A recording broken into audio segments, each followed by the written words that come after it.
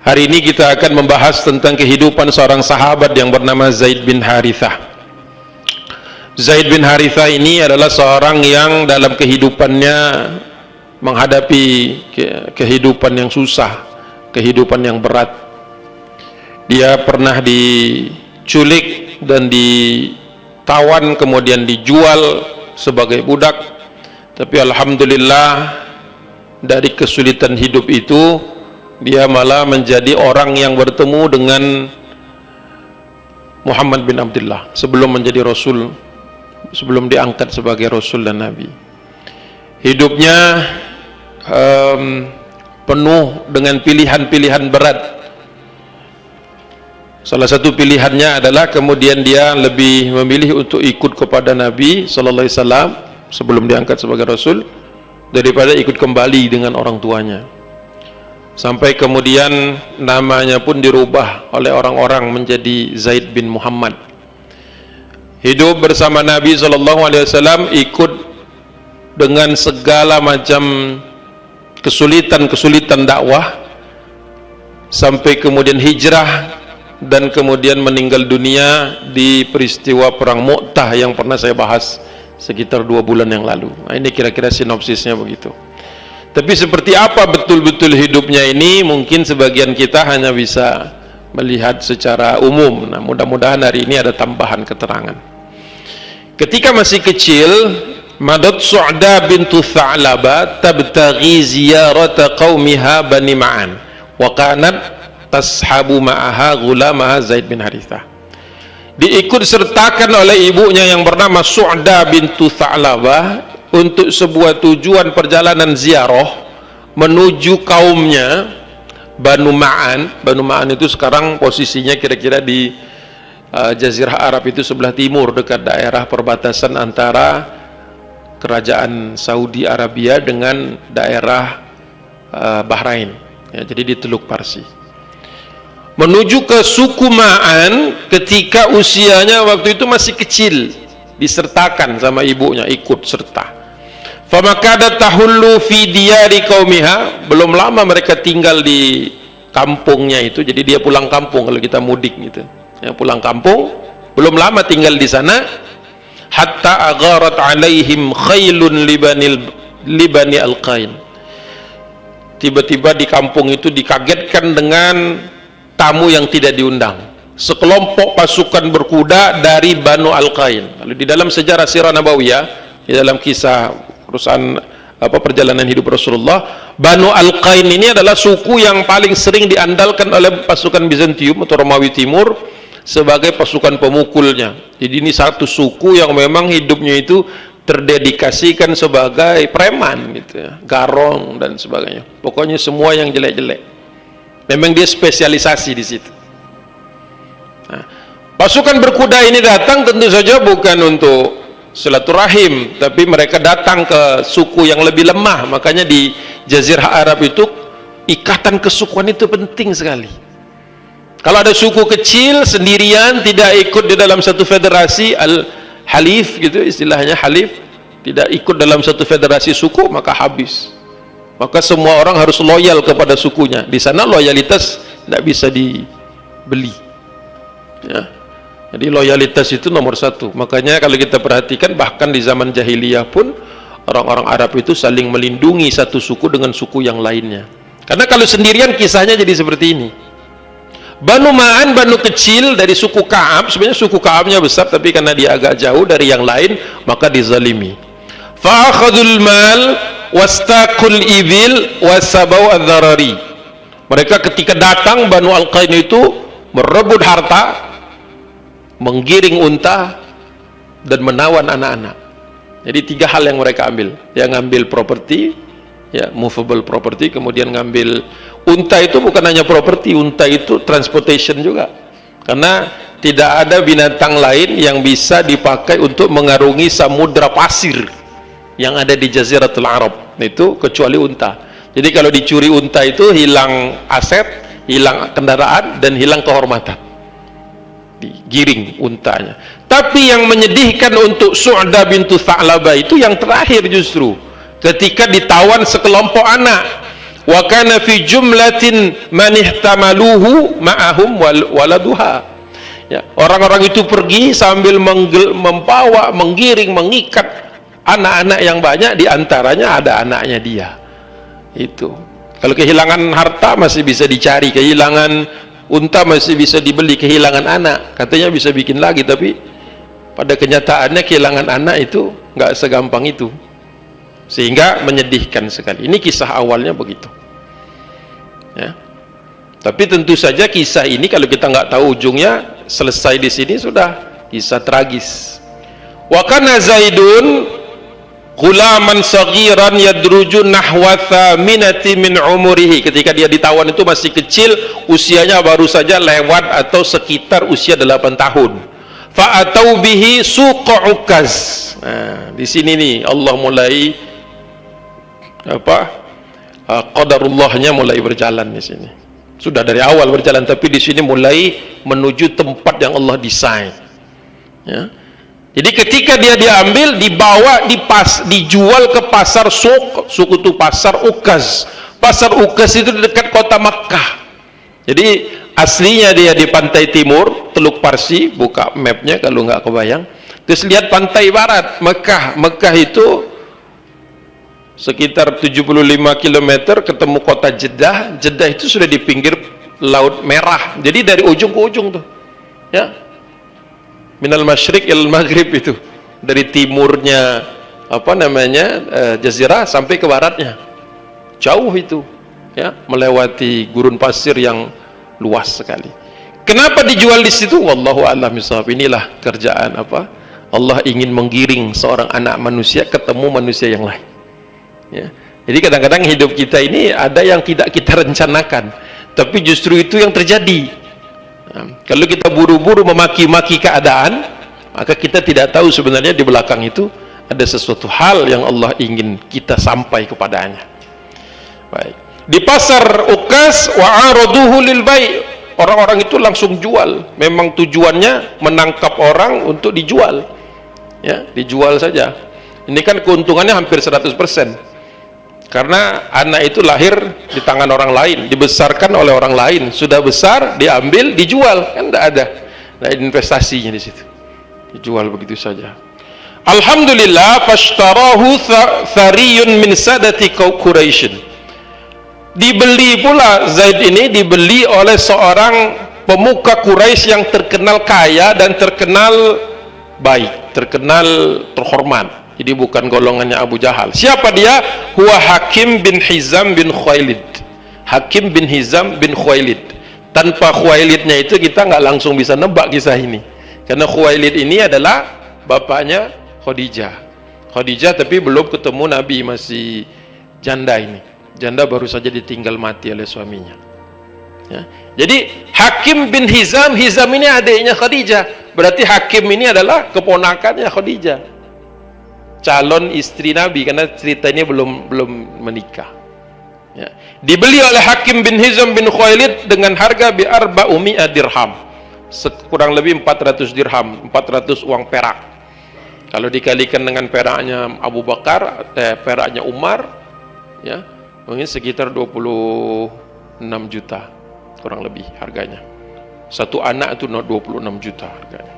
Ada yang anaknya mau dijual 26 juta dulu harganya, harga pasarnya, harga pasar perbudakan. Dibeli, dibawa. Fashtarahu ma'ahu ta'ifatan minal ghilman wa 'adha bihim ila Makkah. Dibeli itu satu rombongan. Hakim bin Hizam bukan beli satu, beli serombongan. Dibawa balik ke Mekah. Ketika sampai di Mekah, bibinya tahu dia baru pulang. Kebiasaan orang Arab kalau belanja bagi-bagi di dalam keluarga besar itu. Jadi didatangi oleh Bunda Khadijah bintu Khuwailid. Hakim bin Hizam berkata kepada bibinya, "Ya ammah, wahai bibi, laqad ibtaghtu min suqi Ukaz." Aku baru saja belanja, baru saja pulang dari belanja di pasar Ukaz. Ta'ifatan minal ghilman, aku beli banyak ini anak-anak muda. Jadi nanti dibagi-bagi rencananya ini, di rumah dia, di rumah yang lain. Memang keluarga besar Hakim bin Hizam ini keluarga besar, pengusaha besar.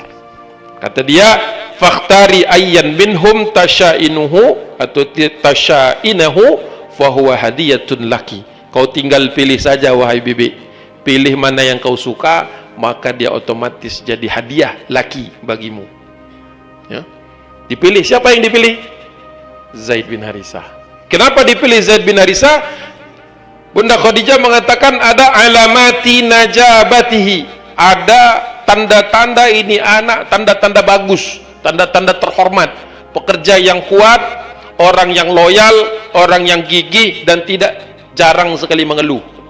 Kok bisa tahu sekali? Lihat, karena Bunda Khadijah itu sejak ditinggal suaminya ngurusin bisnis, ratusan orang kerja di bisnisnya dia. Jadi seorang perempuan pebisnis Quraisy, nggak aneh kalau Quraisy itu pebisnis, ya.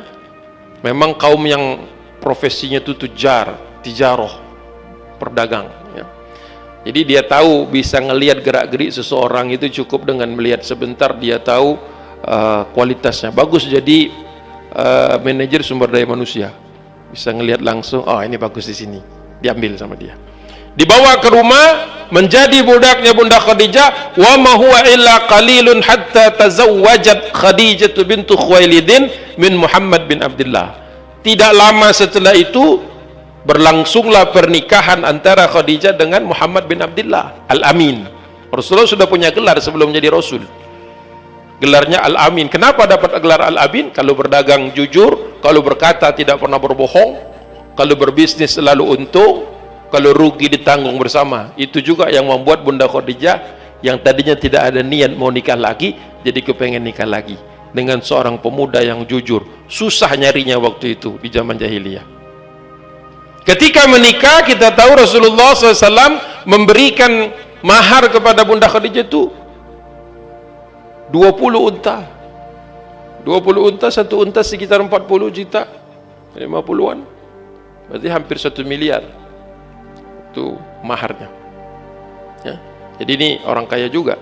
Rasulullah berhemat, hidupnya sederhana, tapi bisa kasih mahar hampir 1 M. Masya Allah. Bukan berarti nanti mengikuti sunnah Nabi, bukan sunnah Nabi, terus kalau mau menikah siapkan 20 unta. Tidak harus begitu. Yang paling ringan kata Rasulullah, yang paling bagus. Tidak lama setelah pernikahan, fa'aradat an tutrifahu wa tuhdiyalahu, ingin dikasih hadiah oleh Bunda Khadijah, karena setelah menikah tidak lama setelah itu lahir Zainab bintu Muhammad. Khadijah sudah full ngurus anaknya saja, bisnis dijalankan oleh Rasulullah, oleh Muhammad bin Abdullah.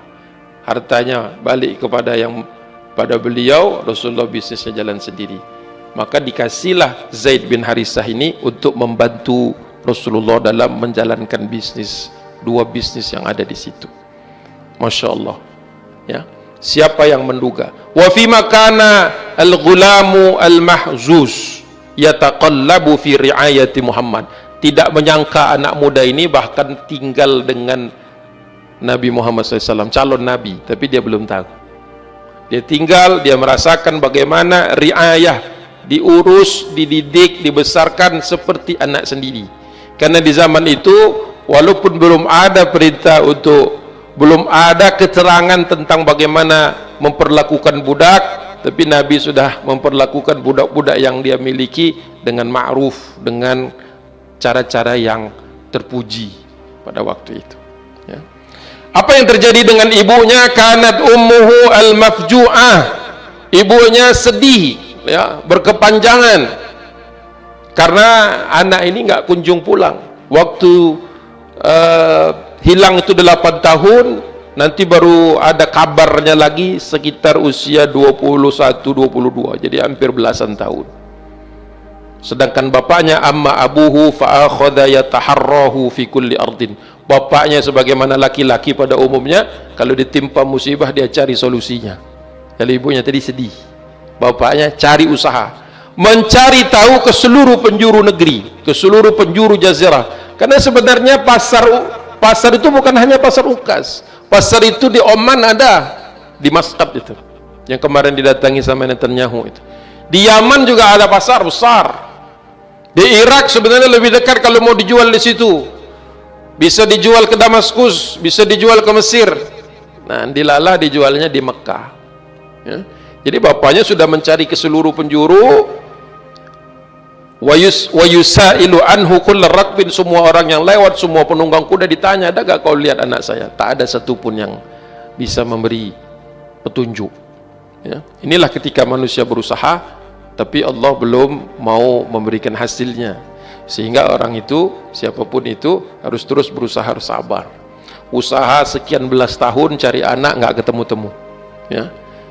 Ketika sudah berhenti nyari atau sudah mulai kendur pencarian tersebut, wa fi mausim min mawasimil hajj, di antara musim-musim haji itu, karena dulu sudah ada haji, di zaman jahiliyah itu sudah ada haji, qasadal baital haram, orang-orang berbondong-bondong mendatangi baital haram, mendatangi Mekah itu, Ka'bah itu, nafarun min qaumi Zaidin. Nah, datang sekelompok orang dari suku Ma'an tadi, datang ke sana. Enggak lagi nyari, tidak sedang mencari Zaid, sudah bosan nyari Zaid, 11 tahun enggak ketemu-temu.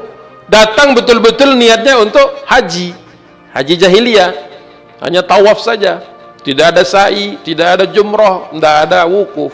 Itu nanti manasik setelah Fatu Mekkah diajarkan sama Rasulullah. Jadi belum, hanya tawaf saja orang-orang, ya.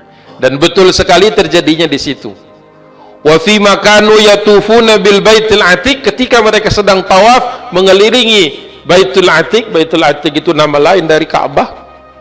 Idahum bi Zaidin wajhan li wajhin, ketemu mereka, ya, berpapasan, ya. Fa'arafuhu wa arafahum, mereka mengenalinya. Ini kayak Zaid yang dicari-cari sama orang tuanya, Harisah. Sudah lama sekali nggak ketemu, kok kayak mirip Zaid. Usianya 8 tahun, sudah tidak banyak berubah. Mungkin kalau 11 mungkin lebih besar sedikit, lebih ganteng sedikit, tapi sama, kurang lebih posturnya sama atau wajahnya sama. Kebetulan pula wa arafahum, dia pula sepertinya pernah lihat sekelompok orang ini, sepertinya dari suku saya dulu gitu. Masih ada ingat, 8 tahun sudah banyak memori yang tersimpan di kepala seorang anak. Wasa'aluhu wasa'alahum, orang itu bertanya mereka, kau Zaid bukan? Dia nanya, kalian dari Banu Ma'an bukan? Nah, cocok ketemu, ya. Falamma qadaw manasikahum wa adu ila diyarihim akhbaru Harithata bima ra'au wa haddathuhu bima sami'u. Selesai tawaf, mereka nggak bisa bercengkrama terlalu lama lagi. Zaid kembali ke rumah Muhammad, urusan-urusan yang lain, mereka pun pulang ke kampung halaman.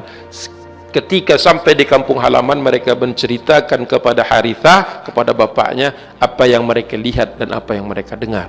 Kalau kita melihat di dalam kitab apa namanya, Al-Isabah fi Tamyiz Sahabah, itu diceritakan Zaid bin Harithah itu menitipkan pesan kepada rombongan ini, sampaikan kepada orang tuaku, aku tinggal di rumah Muhammad bin Abdullah dalam kondisi yang baik, dalam kondisi yang tenang, dalam kondisi yang bagus. Aku diperlakukan baik. Tiba nanti saatnya aku akan kembali. Tidak perlu nangis, istilahnya tidak perlu sedih, tenang saja, ya. Tapi kira-kira kalau sebagai bapak-bapak nih, dapat kabar anaknya setelah 11 tahun dicari nggak ketemu, tiba-tiba ada orang mengatakan saya lihat Zaid dan dia pun ingat dengan kami, kira-kira gimana? Dicari atau enggak? Didatengin nggak kira-kira? Didatengin. Tapi kata dia tadi nggak usah didatengin, dia dalam rumah yang bagus, di keluarga yang baik, tetap didatengin. Ya, iyalah, paling tidak say hello, sepakat saya. Tapi ternyata bukan hanya say hello nih. Fama asra'a an a'adda Harithahu rahilatahu wa hamala minal mal ma yafdi bihi. Dia mempersiapkan segera kendaraan atau tunggangan yang bagus, yang siap untuk berangkat, dan dia bawa hartanya secukup-cukupnya. Kenapa bawa harta? Anak ini sudah milik orang lain. Kalau mau diambil nggak bisa sekedar menunjukkan saya punya birth certificate gitu, atau apa namanya, kalau kita itu surat akta kelahiran, ini anak saya, nggak bisa lagi. Kenapa? Sudah berpindah tangan, harus dibeli, harus ditebus untuk kembali. Makanya bapaknya bawa uang dalam jumlah yang banyak. nggak ada internet, belum ada listrik, belum ada ATM, jadi nggak bisa ditransfer uangnya, harus dibawa dalam bentuk cash. Cash pun bukan kertas, uangnya uang dirham dan dinar, logam-logam, bentuknya uang emas dan uang perak. Berapa yang dibawa? Secukupnya. Falidhatal kabidi wa qurratal aini, secukup untuk menebus buah hati dan yang menyejukkan mata. Hitung sendiri, kira-kira kalau anaknya hilang, bawa berapa kita uangnya? Ya berapa aja, rumah jual, tanah jual, mobil jual, HP jual, yang penting anak balik. Nggak usah pakai hilang, anak sakit saja itu sudah pasti orang tuanya, ya kan? Apa yang mau dijual nih? Karena belum sembuh juga. Kira-kira begitu. Makanya bahasanya wahamala minal mal ma yafdi bihi, secukup untuk falidhatal kawidi, menenangkan hati, wa qurratal aini. Ya. Jadi ini kisah-kisah kalau difilmkan menurut saya banyak bercucuran air mata harusnya. Wasahiba ma'ahu akhahu Ka'ban, dia bawa saudaranya bernama Ka'ab, berarti pamannya nih. Wantalaqa ma'a, berdua mereka berangkat nahwa Makkah, menuju Makkah. Ketika sampai di Makkah, nggak main berhenti dulu, ngobrol dulu, ngopi dulu, Kak, langsung falamma balaghaha dakhala ala Muhammad bin Abdullah, langsung cari rumah Muhammad. Yang mana rumah Muhammad? Kaget. Kenapa? Rumah Nabi itu cukup dekat dengan Ka'bah. Kalau buka pintu maka bisa langsung melihat Ka'bah, saking dekatnya. Karena dulu di sekitar Ka'bah itu belum ada masjid seperti yang kita lihat sekarang, hanya rumah-rumah orang-orang Quraisy. Kalaupun anda kaya, nggak bisa beli properti di situ, hanya orang Quraisy, hak eksklusif mereka punya, boleh bikin rumah di sekitar Ka'bah. Ada space antara Ka'bah dengan rumah terdepan, ini yang disebut asyraf, orang-orang utama, yang rumahnya kalau buka pintu langsung Ka'bah. Kalaupun ada yang menghalangi, orang yang tawaf di musim-musim haji, itu istilahnya ring one, ring satunya, yang paling eksklusif. Kaget, rumahnya ternyata dekat sekali dengan Ka'bah. Terucaplah pujian-pujian, karena apa? Karena ada kebutuhan. Biasa orang memuji dulu kalau ada yang diinginkan. Apa pujiannya? Ya ibna Abdul Muttalib, wahai anaknya Abdul Muttalib. Sebenarnya secara nasab keliru, karena Rasulullah itu anak Abdullah. Jadi Muhammad bin Abdullah bin Abdul Muttalib, kan Abdul Muttalib itu kakeknya. Tapi tidak keliru, karena apa? Ternyata dia sudah tanya kepada orang-orang, Rasulullah itu sejak ditinggal, ketika lahir ayahnya sudah meninggal. Tidak lama ikut ibunya, ibunya meninggal juga. Ibunya menitipkan kepada Abdul Muttalib. Makanya banyak orang yang memanggil dia dulu, baginda Nabi itu, dengan panggilan Muhammad bin Abdul Muttalib. Jadi dipanggil dengan bahasa yang paling dia sukai. Kenapa? Dia merasa kakeknya itu sudah seperti ayahnya. Jadi Rasulullah, orang asing baru kenal tapi kok ngerti panggilan. Ya ibna Abdul Muttalib, antum jiranullah, kata dia. Engkau ini terpuji sekali, terhormat sekali, rumahnya tetanggaan sama rumah Allah. Ya, buka pintu Ka'bah, berarti Ka'bah's view. Kalau kita buka pintu gunung, mountains view. Kalau di Bogor ada juga buka jendela, ngelihat sungai, rivers view. Ka'bah's view lebih dahsyat, buka langsung Ka'bah. Masya Allah, dipuji sama dia. Takufunal ani, engkau biasa memenuhi orang-orang yang punya kebutuhan. Wa tut'imunal ja'i, biasa kasih makan orang yang lapar. Wa tughithunal malhuf, biasa ngasih minum orang yang haus. Panjang juga dia muji ini. Ya, kalau kita dipuji sepanjang ini, sabar. Kenapa? Pasti permintaan di belakangnya ini berat. Ya, jadi jangan langsung di-cut, biarlah dia puji-puji dulu. Rasulullah tidak nge-cut, diam aja. Ya. Nah, kalimat berikutnya to the point. Wa qad ji'naka, kami datang ke sini untuk ngambil. Fi ibnana alladhi 'indaka, anak kami yang ada di rumahmu, ada di sisimu. Wa hamalna, kami sudah bawakan ilaika, untukmu, untuk ditukar, minal mal, dari harta, ma yafi bihi, yang sekiranya cukup untuk pertukaran. famnun alaina, mohon berikan, lepaskan dia kepada kami, wa fadihi lana, akan kami cukupkan untukmu bima tasya, berapapun itu, apapun yang kau butuhkan, name your price gitu. Kasih harganya, kita siapin. Dia nggak tahu dia berhadapan dengan orang yang maharnya saja 1 M. Oh, kalau mau ngasih, tadi dibeli berapa? 26 juta. Ini kan bukan di pasar, harga bukan harga pasar, harganya harga pemilikan. Kalau Rasulullah mengatakan, maaf, ini tidak dijual, selesai sudah. Bisa saja Rasulullah mengatakan, Zaid orang bagus, dia bantu saya, dekat dengan saya, apalagi Rasulullah setelah Zainab kan lahir anaknya Al-Qasim, meninggal dunia usia 3 tahun, 2 tahun, makanya Rasul dipanggil Abul Qasim. Setelah itu lahir Ruqayyah, lahir Ummu Kulthum, lahir Fatimah, lahir Abdullah, meninggal juga. Rasulullah tidak punya anak laki-laki. Makanya Zaid bin Harithah itu sering dipanggil juga Al-Hib, orang yang dicintai sama Rasul. Ya, jadi kayak anak, saking dekatnya. Nah, kira-kira setelah ditawar seperti itu, sebutkan berapa saja harganya, kami siap. Kira-kira jawaban Nabi apa ya? Kalau jawaban kita apa? Kita langsung hitung-hitung mau ngambil profit berapa, ya kan? Oh, ini 400, naikinlah 800, kan? Kalau kita mikirnya begitu, jawaban Rasulullah sederhana. Dari sebelum jadi Nabi bahasanya sudah sederhana, pendek, sederhana, to the point. Wa halakuma fima huwa khairun minal fida. Apakah kalian berdua tak ada yang lain bisa ditawarkan kepada saya selain uang tebusan? Adakah yang lebih bagus daripada uang tebusan? Mereka berdua faqala wa ma huwa. Apa itu? Jadi otaknya orang jahiliyah ini masih semuanya diukur dengan uang. Ya. Ada orang terbunuh, bayar pakai uang diat, selesai. Ada orang terzalimi, kisos, atau dibunuh juga yang bersangkutan, atau kalau bisa menawarkan uang lebih diterima.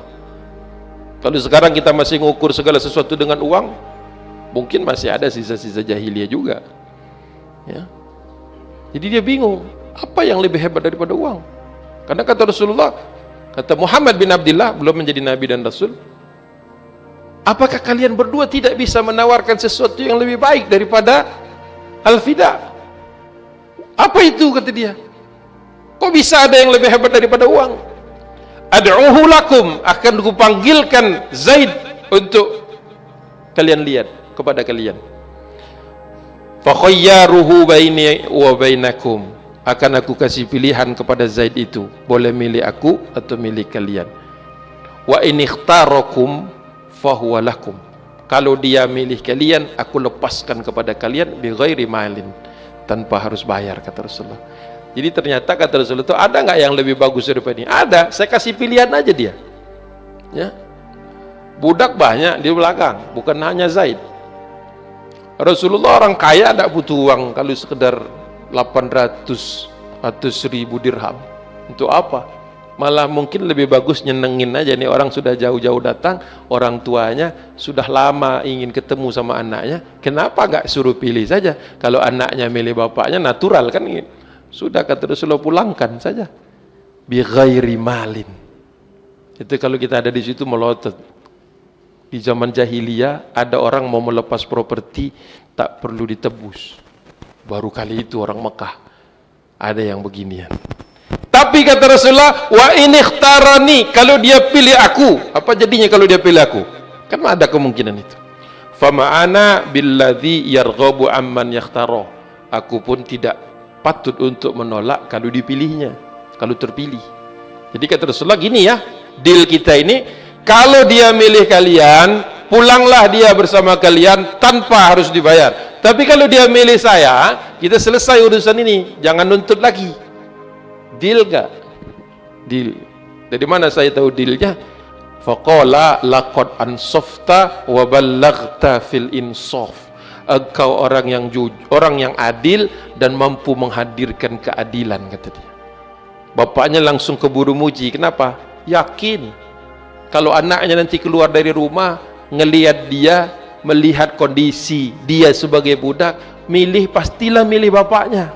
Mana ada orang mau lama-lamaan jadi budak? Bahkan mungkin ada. Pasti milih pulang. Makanya bapaknya mengatakan, sungguh engkau laqad ansafta wa ballaghta fil insaf. Sungguh kau itu sudah sempurna seperti orang yang begitu adil. Kata Rasulullah, sebentar dulu. Fada'a Muhammadun Zaidan, dipanggil Zaid keluar. Rasulullah bertanya, mahadan, siapa dua orang itu? Kaget Zaid karena dilihat bapaknya. Dia peluk, hadza abi, ini bapakku wahai Muhammad. Wa hadza ammi, ini pamanku. Senang sekali. Sudah dipeluk, pasti jawabannya pulang. Baik, kata Rasulullah, qad khayyartuka, kau dapat pilihan, in syi'ta madaita ma'ahuma, kau boleh memilih, bebas pulang bersama mereka, wa in syi'ta aqamta ma'i, atau kau boleh milih untuk qamayakumu, tinggal bersamaku. Kata Rasulullah, silakan Zaid. Kalau film ini sudah jelas di slow motion ini jawabannya, pelan begitu, ada musiknya di belakang, teng teng teng teng gitu. Orang semua deg-degan, itu pilih siapa ya? Kalau kita sudah baca Sirah Nabawiyah sudah tahu ujungnya. Tapi yang belum pernah baca Sirah Nabawiyah kan, ini kira-kira milih siapa? Pasti milih Muhammad. Kenapa? Dari kecil. Nggak mungkin, pasti milih bapaknya. Kenapa? Rindu. Siapa yang mau diperbudak selama-lamanya?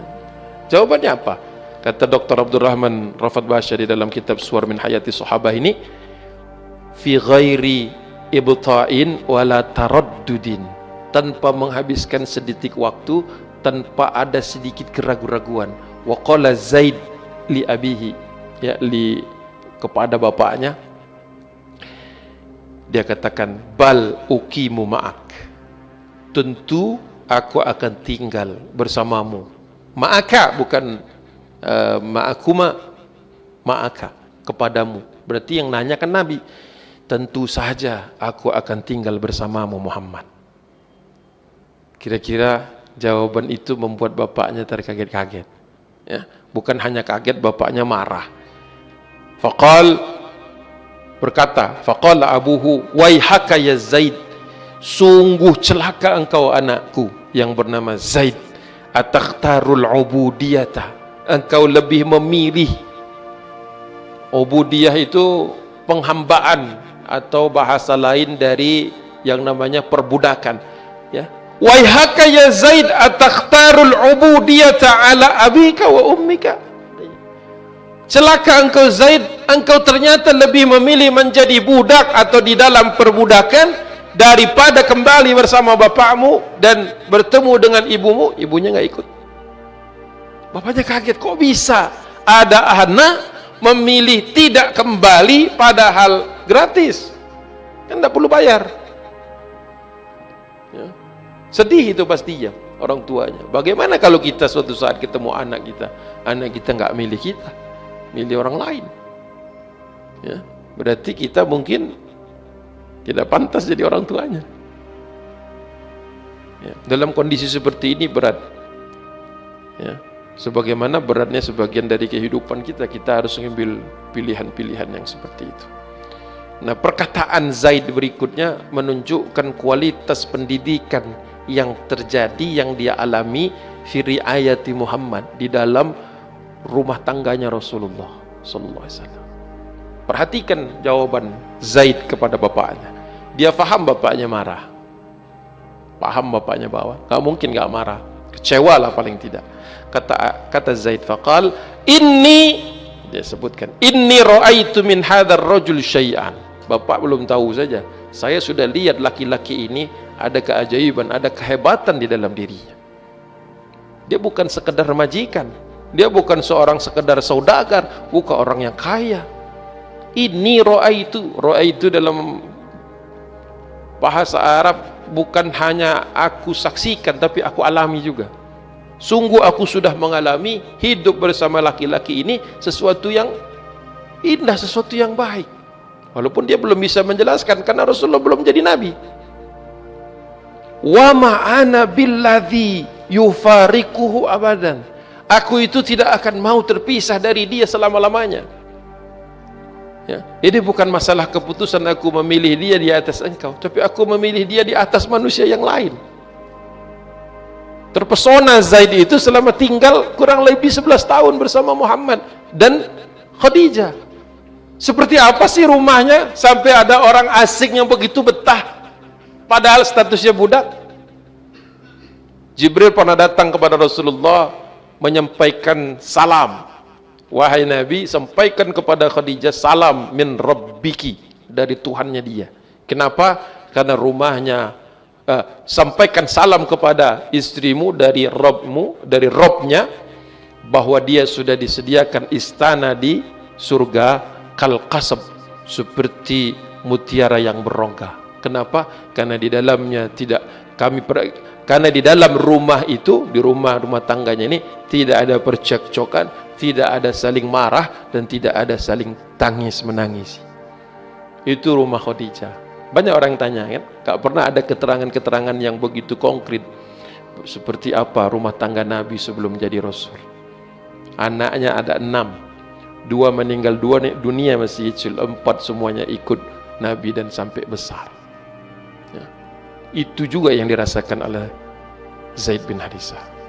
Namun Muhammad SAW, falamma ra'a Muhammadun min Zaidin ma ra'a. Rasulullah melihat juga, melihat kepada Zaid dan melihat kepada masalah yang dihadapi Zaid. Kalau Zaid ini keinginannya dituruti, kasihan ayahnya yang sudah jelas kecewa harus pulang, uangnya nggak laku. Rasulullah tidak minta uang, dikasih pilihan, ternyata yang dipilih Nabi. Kasihan orang tuanya pulang. Tapi kalau dia dipaksa pulang kepada orang tuanya, kasihan Zaid, begitu ingin tinggal bersama Muhammad. Nah, kira-kira solusi jalan tengahnya itu apa? Ya. Ayat belum ada yang bisa diangkat sebagai konsultasi, sebagai pertimbangan. Jibril belum dikirim oleh Allah Subhanahu wa taala untuk membacakan Iqra, mengajari Muhammad sallallahu alaihi wasallam. Kira-kira jalan tengahnya apa? Jalan tengahnya sesuai dengan gelar Muhammad bin Abdullah, yaitu Al-Amin, orang yang terpercaya, orang yang bisa ngambil jalan tengah bahkan sebelum sebagai nabi. Akhadha biyadihi, diambilnya tangan Zaid, wa akhrajahu ilal baitil haram, keluar dari rumah itu menuju ke dekat Ka'bah.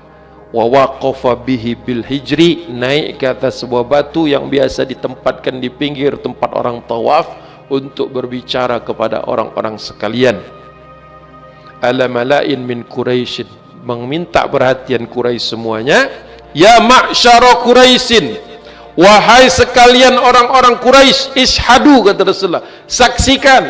Di situ ada Zaid di atas batu bersama Nabi, pegang tangannya, di samping mungkin di belakangnya bapak dan pamannya menyaksikan. Kira-kira apa yang ingin diambil, keputusan apa yang ingin diumumkan Nabi di situ? Anna hadza ibni, kata Rasulullah, mulai hari ini aku jadikan Zaid ini anakku. Inna hadza ibni yarithuni wa arithuhu, dia akan mewarisi dari aku dan aku akan memberikan jatah warisan kepadanya. Kaget orang-orang Arab semuanya, kaget. Paling kaget bapak dan pamannya. Kenapa? Baru sekali itu pengumuman kemerdekaan atau pengumuman memerdekakan seorang budak ditambah dengan pengumuman adopsi. Ada 1-2 zaman dahulu sebelum Islam orang membebaskan budak karena budaknya memang spesial, ya. Tapi sedikit sekali. Tapi tidak ada, belum pernah ada sebelum Rasulullah berdiri di situ, ada orang yang dari minus, ya, dari budak naik jadi orang bebas, terus dinaikkan pula sama Nabi, dicangkokkan menjadi anaknya. Naiknya itu 2 level. Kalau secara strata sosial mungkin lebih dari 2 level. Karena ketika dia bebas, dia menjadi Zaid bin Harisah min Bani Ma'an. Banu Ma'an dibandingkan dengan Quraisy itu seperti suku yang tidak dikenal dengan suku yang paling mulia di Jazirah Arab. Jadi naiknya itu sebetulnya lebih dari 2 level. Di dalam kelompok atau di dalam struktur masyarakat Quraisy itu pun ada kelas-kelasnya keluarga itu. Banu Umayyah beda dengan Banu Hashim. Banu Hashim yang paling tinggi. Rasulullah itu berada di Banu Hashim. Ya. Jadi naiknya itu gak tanggung-tanggung. Itu dari sisi strata sosial. Dari sisi keuangan, finansial, menjadi anak seorang saudagar. Bisa kebayang gak jadi anaknya Muhammad, anaknya Khadijah? Itu bisnis besar yang dipegang. Berarti langsung mendadak kaya. Jadi orang-orang kaget semua. Fatabat nafsu abihi wa ammihi. Puas hati, gembira bapak dan pamannya. Wa khallafahu inda Muhammad ibni Abdullah. Akhirnya mereka rela, ridho, puas, sepakat untuk meninggalkan anaknya. Tidak ada lagi ganjalan. Kenapa? Karena sekarang anaknya ditinggalkan, statusnya bukan lagi sebagai budak. Wa mundu dzalikal yaum asbaha Zaid bin Harithah yud'a Zaid bin Muhammad. Sejak hari itulah Zaid bin Harithah itu namanya dipanggil Zaid bin Muhammad, tadinya Zaid bin Harithah. Sejak hari itu. Kenapa? Rasulullah belum jadi nabi. Kenapa? Boleh, karena belum turun ayat. Nanti turun ayatnya di kota Madinah, yaitu surat Al-Ahzab ayat 5, pelarangan adopsi di dalam Islam. Jadi berapa lama itu? Beberapa waktu lamanya Zaid itu dipanggil sebagai Zaid bin Muhammad, jadi anaknya Muhammad bin Abdullah. Nah, sampai di sini kisah itu seandainya diberhentikan di sini, happy ending. Ya, happy ending. Kenapa? Anak itu dari tidak ada, menjadi orang terhormat. Setelah menjadi anak Muhammad, ditinggal balik sama orang tuanya. Tidak lama setelah itu Rasulullah diangkat sebagai nabi. Ya, diangkat sebagai nabi. Siapa yang pertama kali masuk Islam? Bunda Khadijah. Tercatat di dalam sejarah, nggak ada perbedaan pendapat. Siapa yang masuk Islam setelah itu? Ada dua pendapat. Ada yang mengatakan Ali bin Abi Thalib, karena Ali bin Abi Thalib juga tinggal di rumah Rasul, keponakan Nabi. Kenapa? Dulu ada masa jahiliyah ketika Mekah dilanda krisis ekonomi, krisis keuangan, sehingga Abu Thalib jatuh miskin. Atas inisiatif Nabi dan pamannya yang lain, namanya Al-Abbas, datang ke rumah Abu Talib. Wahai Abu Talib, kami ingin meringankan sebagian dari bebanmu. Ali diambil di rumah Nabi, Abbas mengambil Ja'far bin Abi Talib. Makanya dua anak itu, Ja'far dan Ali, itu masuk Islam lebih dahulu daripada bapaknya Abu Talib. Ya, Abu Talib sampai terakhir tak mau masuk Islam. Tapi sampai dengan dakwah dikenal, anaknya dua-duanya karena tinggal di rumah Nabi dan tinggal di Al-Abbas, Al-Abbas kemudian masuk Islam, maka dua-duanya masuk Islam. Nah, perbedaan pendapatnya di situ. Ada yang mengatakan Zaid itu nomor 2 masuk Islam, ada yang mengatakan nomor 3. Tapi yang jelas sepakat sebelum Abu Bakar As-Siddiq, lebih awal masuk Islam. Jadi setelah dia masuk Islam, Masya Allah, berapa lama itu? Sekitar 7 tahun. Jadi 7 tahun sejak bapaknya pulang, barulah kemudian Rasulullah diangkat sebagai Rasul. Ya. Dan Zaid bin Harithah ini, laqad asbaha Zaid bin Harithah aminan li siri Rasulillah. Karena dia sudah bertahun-tahun tinggal di dalam rumah tangga Nabi, maka dipercaya sebagai aminan lisir. Amin itu sebagai petugas, ya, petugas atau kepala bagian hal-hal yang rahasia. Jadi semacam sekretaris pribadi Rasulullah SAW. Ya. Ketika dia hijrah, tidak lama setelah Rasulullah dan Abu Bakar hijrah, disuruh pulang lagi sama Rasulullah. Termasuk orang yang hijrahnya 2 kali ke kota Madinah. Kenapa dia pulang? Karena Rasulullah memberikan tugas kepada dia, tugas khusus, yaitu membawa keluarga-keluarga, sebagian keluarga kaum muslimin yang janda-janda, yang perempuan-perempuan dari kalangan perempuan, untuk dihijrahkan dengan bantuan Zaid bin Harithah. Tercatat yang hijrah bersama Zaid untuk kedua kalinya itu diantaranya istri Rasulullah sendiri, Saudah bintu Zam'ah. Karena Rasulullah setelah ditinggal oleh Bunda Khadijah, menikah lagi setelah 3 tahun kosong, Saudah bintu Zam'ah.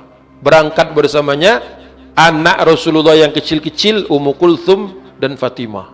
Itu yang mengawal keberangkatan hijrahnya Zaid bin Harithah. Kemudian Ummu Ruman, siapa Ummu Ruman? Istrinya Abu Bakar, juga ikut rombongan tersebut bersama anaknya yang paling kecil, Aisyah. Sudah statusnya istri Nabi, tapi belum satu rumah, dibawa di sana. Dan banyak lagi rombongan lain.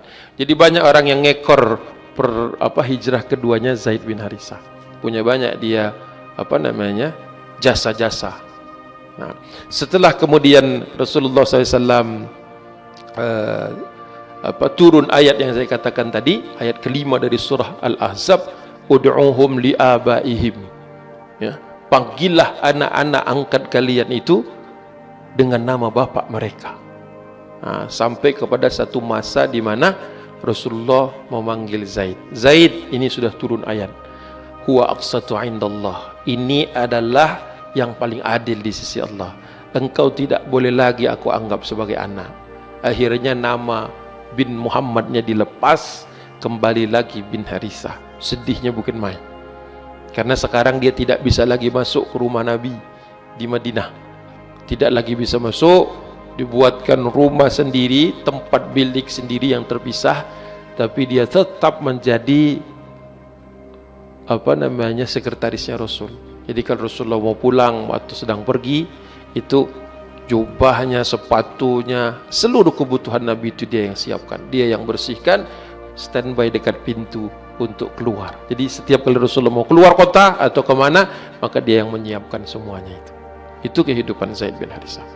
Walaupun sudah tidak lagi dipanggil Zaid bin Muhammad, dia tidak kemudian merasa perlu menjauh, malah justru tetap berkhidmat. Sekali waktu pernah diperintahkan Rasulullah untuk sebuah ekspedisi ke dekat kampung halamannya. Dia manfaatkan untuk mendatangi orang tuanya, tapi bapaknya sudah meninggal, ibunya masih hidup. Diajaknya masuk Islam keluarganya. Alhamdulillah.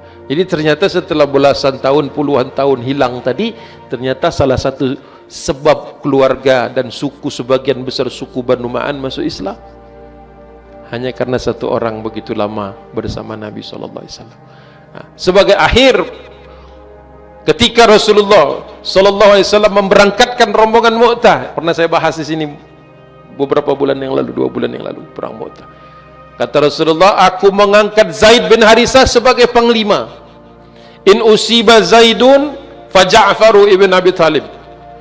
Kalau sampai Zaid itu meninggal dunia, maka yang menggantikan Ja'far. Begitu mendengar kata-kata itu, orang langsung nangis sebagian. Kenapa? Tak pernah Rasulullah ngomong seperti ini. Kalau Nabi sudah ngomong seseorang jika dia meninggal, maka ini mendekati kenyataan. Orang-orang pada nangis karena apa? Wah, Zaid ini tidak lama lagi. Rasulullah tambahkan lagi, wa in usiba Ja'farun fa Abdullah bin Rawahah. Maka kalau Ja'far meninggal juga Abdullah bin Rawahah. Kalau Abdullah bin Rawahah meninggal dunia, kalian angkat sendiri yang lain. Itu kisah bulan lalu atau 2 bulan yang lalu. Jadi waktu mau berangkat itu sudah dalam posisi perpisahan, ya. Yakin sekali kalau ini adalah keberangkatan terakhir. Itu ekspedisi ke-7-nya Zaid bin Harithah. Berangkat juga akhirnya. Sampai Jibril datang ketika perang berkecamuk di Mu'tah, jauh di wilayah Yordan sekarang. Jibril datang kepada Nabi mengabarkan tentang syahidnya Al-Hib tadi, anak kesayangannya ini. Seperti apa meninggalnya? Wajalada Zaid bin Harithah an rayati Rasulillahi jiladan atau jiladan.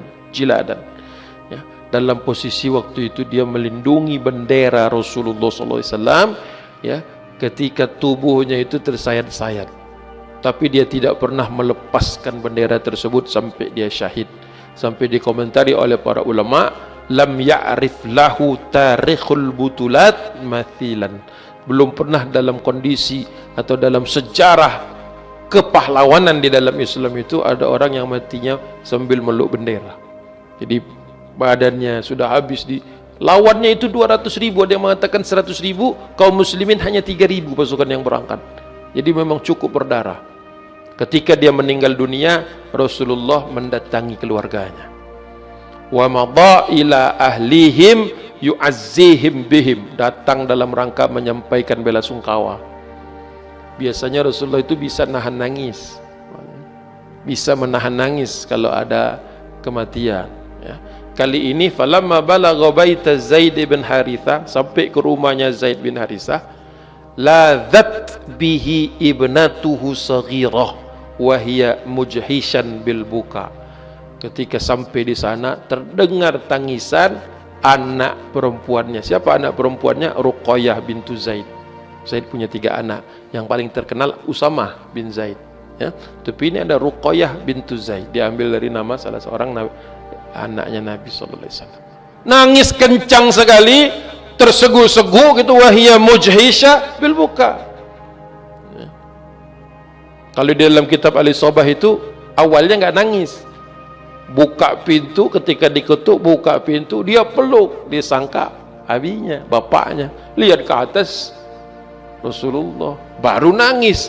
Nah, karena kebiasaan Nabi kalau ekspedisi perang yang baru pulang itu Rasulullah mendatangi satu persatu rumah sahabat yang suaminya syahid atau adiknya syahid atau kakaknya syahid. Jadi takziahnya itu bukan dikumpulkan, didatangi satu persatu ke rumah, ngasih tahu betapa kehilangannya, betapa mulianya, datangi satu persatu. Jadi kalau ada habis dalam satu ekspedisi tiba-tiba Rasulullah ngetuk pintu rumah, jadi entah bapak, entah adik, kakak atau siapa penghuni rumah situ yang makanya anaknya begitu meluk, lihat ke atas Nabi, nangislah dia. Nangisnya bukan hanya baka tapi mujhishatu bil buka, nangis yang begitu kerasnya. Tak tahan Rasulullah, fabaka Rasulullah hatta intahab, sampai Rasulullah pun terseguk-seguk agak kencang suaranya. Mendatangi Nabi Sa'ad bin Ubadah, asisten Rasulullah sejak Zaid bin Harithah pergi, yang menggantikan posisi sebagai asisten ini Sa'ad bin Ubadah Al-Ansari. Faqala lahu, berkata Sa'ad bin Ubadah kepada Nabi, "Ma hadza ya Rasulullah, apa ini? Baru kali ini kenapa kau nangis? Biasanya enggak sampai nangis." Faqala alaihi salatu wassalam, berkata kemudian Rasulullah kepada Sa'ad bin Ubadah, "Hadzal bukaul habib, ini tangisan orang yang sayang ala habibihi, kepada yang dia sayangi." Ada juga yang menafsirkannya hadzal bukaul habib, ini tangisan ayah ala habibihi, kepada anaknya. Jadi itu ditutup dengan satu catatan, Rasulullah nangis di depan rumah itu. Berapa lama saya tidak tahu, apakah anaknya itu kemudian akhirnya terdiam melihat Rasulullah nangis. Jarang-jarang Rasulullah nangis di depan sahabat yang kehilangan, wallahu a'lam bishawab. Tetapi di dalam Sirah Nabawiyah Ibnu Hisham, kata Rasulullah, aku sudah diperlihatkan tempat duduknya, singgasananya sarir, tempat duduknya Zaid bin Harithah di surga. Tempatnya tinggi menjulang. Jadi keluarganya pun tenang. Kenapa? Ayahnya sudah dijaminkan tempat surga. Nah, itu mungkin akhir kehidupan yang mulia dari Zaid bin Harithah ini. Ya. Hal-hal yang berkaitan dengan pernikahannya waktunya tidak cukup. Ya. Bagaimana dia menikah dengan Zainab bintu Jahsy, diceraikan dan kemudian diperintahkan Allah untuk dinikahi oleh Rasulullah SAW, berkaitan dengan surat Al-Ahzab 36 dan 37. Waktunya tidak cukup untuk disampaikan. Ya, daripada nanti nanggung selesainya, mudah-mudahan apa yang saya sampaikan ini membuat kita lebih tabah lagi dalam menjalani kehidupan.